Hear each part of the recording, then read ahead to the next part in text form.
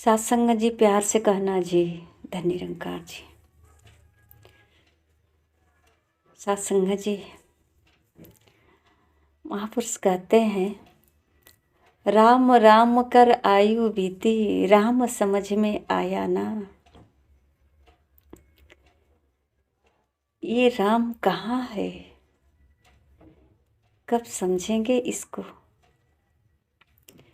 सत्संग जी, सच ये है कि अगर हम राम राम राम राम कह करके अपने जीवन को धन्य कर लेंगे, राम राम कहने से ही हमारा मानव जीवन का उद्धार हो जाएगा। अपने कर्म के फल को हम अच्छाई में बदल लेंगे। तो सत्संग जी, इतनी परिश्रम करने की क्या ज़रूरत है। रोटी रोटी भी कह कर के तो पेट भर सकते हैं। घर बैठ जाएंगे, ठंडी की मौसम चल रही है, कम्बल ओढ़कर बैठ जाएं और रोटी रोटी रोटी रोटी, दाल रोटी कहें, मक्खन रोटी कहें, घी रोटी बोलें और सब आ जाएगा, पेट भर जाएगा। कहते कहते पेट भर जाएगा। अब रोटी को कमाने के लिए परिश्रम नहीं करना पड़ेगा।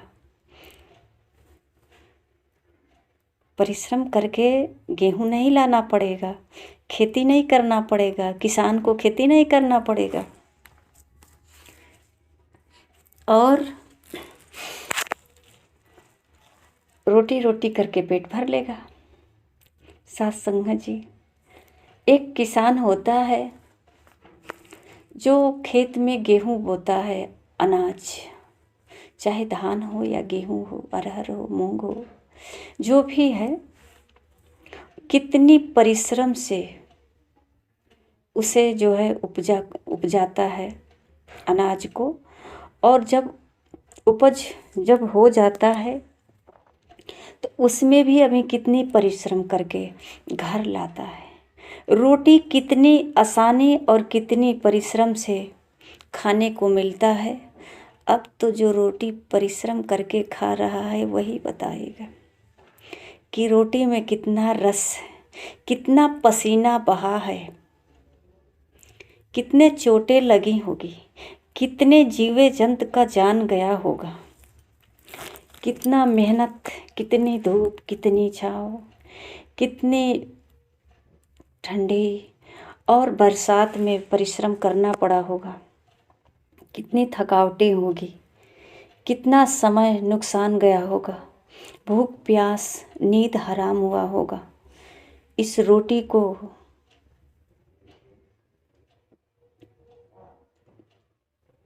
पैदा करने के लिए। सत्संग जी, इतना परिश्रम करने के बाद तो रोटी मिला है और रोटी को खाना पड़ रहा है हाथ से तोड़ करके। और ऐसा नहीं है कि रोटी को मुंह में डालने फिर पच जाएगा। ये कुछ कर अंदर खाना पड़ता है, अंदर भी पचेगा तभी, नहीं तो ये भी अपच हो जाएगा। ये कैसे सब होता है, इतनी परिश्रम, और भगवान हमें इतनी आसानी से प्राप्त हो जाएंगे। कृष्ण राधे राधे राधे राधे, सिया राम सिया राम सिया राम सिया राम करने से। सत्संग जी, ये राधे राधे सिया राम तो चोर भी कर सकता है, क्योंकि डर तो उसे है ना कि हम जा रहे हैं किसी के घर में चोरी करने या किसी का जेब काटने, तो भगवान हमको बचाना, तो याद तो भी करता है भगवान को। राधे राधे कोई जग न जाए, राधे राधे कोई देख न ले। सत्संग जी, अब भगवान क्या कहेंगे, नाम तो ले रहा है भगवान का ही, भगवान का ही तो नाम ले रहा है, पर अब क्या कहेंगे भगवान, चोरी करा ही देंगे। भगवान शक्तिमान है, सर्वशक्तिमान है, तो भाई इनकी शक्ति तो अब चोर के पास जाएगी, क्योंकि चोर तो भगवान का याद किया, भगवान का नाम लिया, तो चोर के पास भी जाएगी। शक्ति, और चोरी वो तो पूर्ण रूप से कर लेगा। साथ संगत जी, जो शक्ति मानव के अंदर होता है, जो कार्य मानव करता है, उसकी शक्ति खुद की है। यही नहीं जान पाता कि मैं कौन हूँ। एक मानव ही वैज्ञानिक है, एक मानव ही इंजीनियर है, एक मानव ही ज्ञानी है, एक मानव ही विद्वान है, एक मानव ही है जो जहाज को उड़ाता भी है और बनाता भी है। एक मानव भी है कि कोई ट्रेन में बैठ कर जाता है, कोई ट्रेन को बनाता है, कोई ट्रेन को चलाता है, कोई ट्रेन में टिकट बनाता है, कोई उसी में सुरक्षा करता है सबका, पुलिस डिपार्ट। ये मानव ही तो है। तो भगवान कब क्या करता है? क्या भगवान केवल चोरों का मदद करता है कि हर विभाग में भगवान सहायता करता है? क्योंकि चोर बहुत चढ़ावा चढ़ाता है। सच्चों के पास तो पैसा नहीं होता, तो ये कहाँ से कराएगा यज्ञ हवन? कहाँ से चढ़ावा चढ़ाएगा? 111 नारियल कैसे फोड़ेगा? क्योंकि इसके पास तो पैसे नहीं। एक नारियल खरीदने का पैसा नहीं। इसके बच्चे नारियल खाने के लिए तड़प रहे हैं, पर इसके पास तो पैसा नहीं कि एक नारियल खरीद कर अपने बच्चों को खिला दे। 101 नारियल कहाँ से चढ़ाएगा? पर चढ़ाएगा भी तो वही जिसको भय है। ये क्यों चढ़ाए? इसे क्या ज़रूरत पड़ी है चढ़ाने की? ये तो अपना रोटी खाने भर कमा लिया, आराम से सोया है, शाम को खाया। सुबह के बारे में सोचना सुबह सोचेंगे, सुबह खा लिया, शाम के बारे में सोचेंगे। उसे प्रसाद की क्या ज़रूरत पड़ी? क्यों जाएगा चढ़ावा चढ़ाने? चढ़ावा तो वही चढ़ाएगा जिसके पास धन है, धन को बचाने के लिए। साथ संगत जी, अगर हर कार्य हमारा कहने से ही सब हो जाता तो करना ही नहीं पड़ता। और यहाँ तो कहा जाता है कि कर तो खा, करने के बाद तो खाना पड़ेगा। एक सिखलाई हमें कहीं और क्लास मिले या ना मिले, पर अगर सीखना चाहते हैं तो किसान से सीख सकते हैं। कितना धैर्यवान होता है, कितना सहनशील होता है, इसके पास कितनी शक्ति होती है। ये भी तो मानव ही है कि कड़ी धूप में कितना परिश्रम करता है और अपने घर से अनाज लेकर के खेत में डाल देता है। उसका फिक्र ही नहीं कि इसमें सड़ जाएगा, और उसमें मेहनत भी करता है, कितना और खर्च करता है उस पर। समय इंतज़ार करता है कि जितना समय ये फसल खेत में है उतना समय तक उसका सेवा करता है,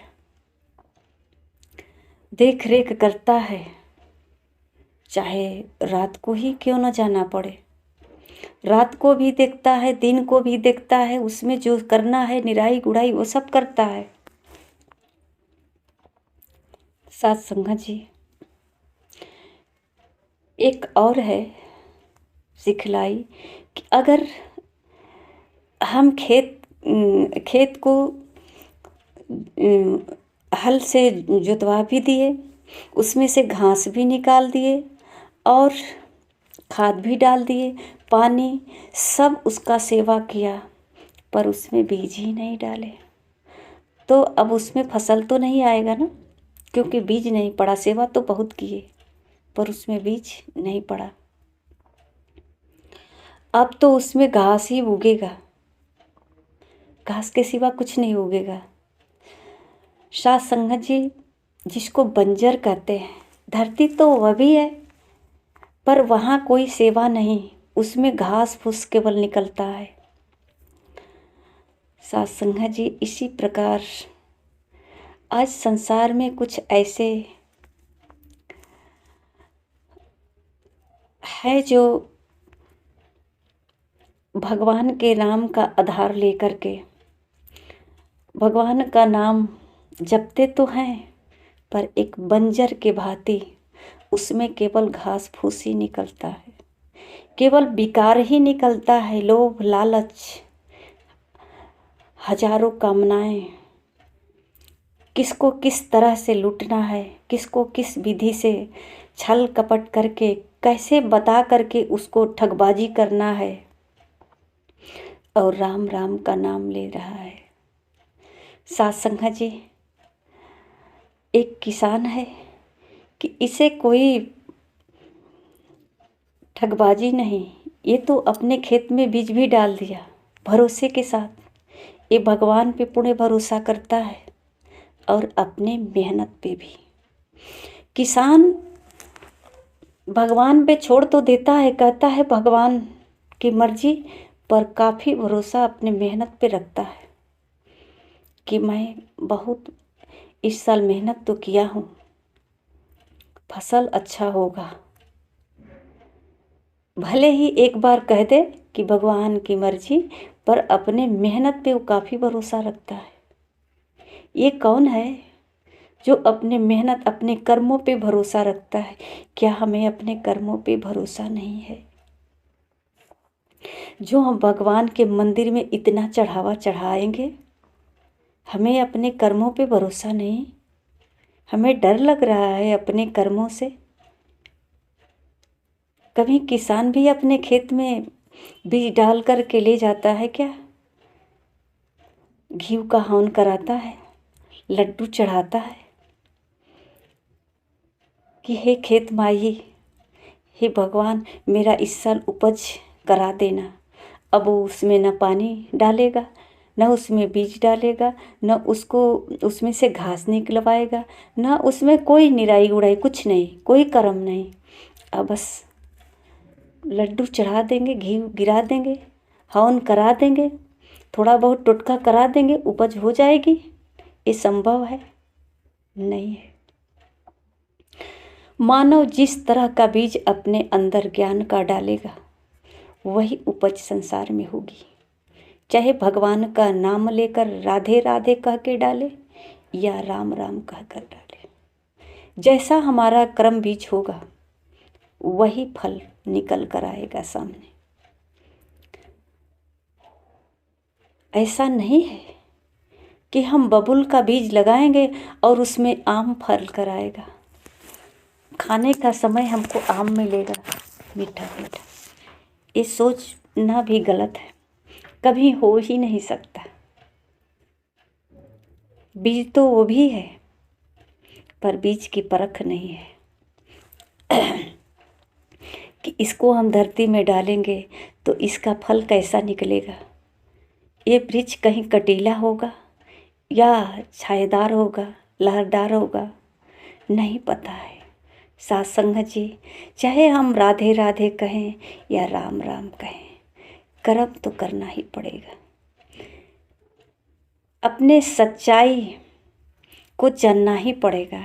मैं मानव हूँ, हमारे अंदर मानवता है कि नहीं है, पहला मेरा धर्म है। मेरा धर्म वो नहीं जो दिन भर माला लेकर राम राम कहें। मेरा धर्म ये है कि मैं मानव हूँ, मेरे अंदर मानव का गुण है कि नहीं है। एक किसान की तरह कर्म करने की शक्ति हमारे पास है कि नहीं है। हम धूप छांव का सहन कर सकते हैं कि नहीं है। समय हमारे पास है कि नहीं, हम समय का इंतजार कर सकते हैं कि नहीं। ये हमारे कर्मों का फल है। जैसा कि कहा जाता है कर्म ही पूजा है, तो साथ संगत जी, कौन सा कर्म पूजा हो सकता है? क्या लड़ाई झगड़ा हमारा पूजा हो सकता है? किसी के साथ बेईमानी कर लेने से हमारा पूजा हो सकता है? या किसी के धन को हमने छल से अपने पास खींच करके चढ़ावा चढ़ा देंगे, ये पूजा हो जाएगा? साथ संगत जी, भगवान को चढ़ावा की जरूरत नहीं है, भगवान को लड्डू प्रसाद की जरूरत नहीं है। भगवान को तो आपको सच्चे कर्मों का ज़रूरत है। सच्चाई राह पे चलो, क्योंकि मानव जीवन मिला है। अब ये फिसल गई तो बारी गई, सिर्फ रोटी रोटी कहते रह जाओगे, पानी पानी कहते रह जाओगे। प्यास बुझने वाली नहीं है, कंठ सूख जाएगा कहते कहते, एक दिन ये शरीर से प्राण निकल जाएगा। सत्संग जी, पानी कह रहे हो तो पानी को जानो, और पानी को क्या करना है? प्यास लगी है तो पीना है। पानी है क्या? कैसा है पानी?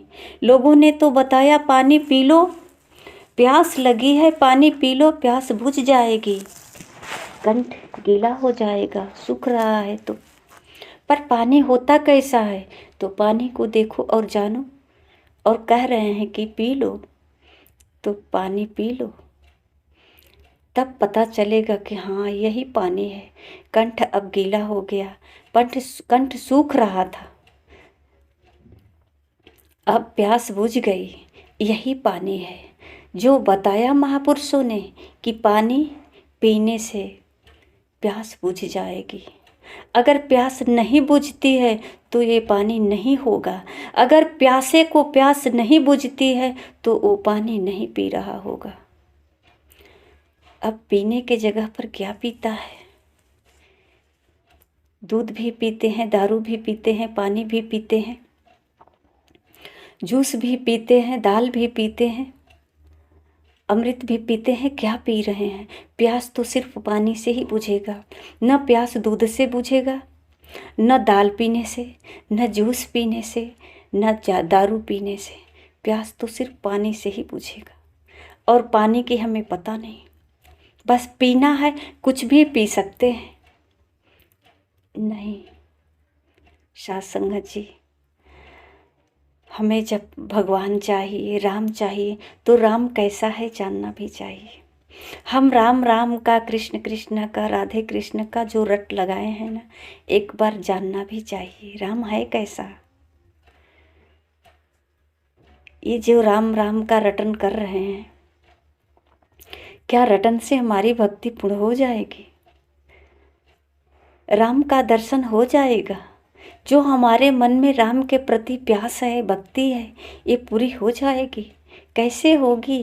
कैसा होंगे हमारे राम? क्या हमसे मिल सकते हैं? क्या हमसे बातें हो सकती है? क्या हम जो इनके प्रति अनुदान दे रहे हैं वो स्वीकार कर रहे हैं?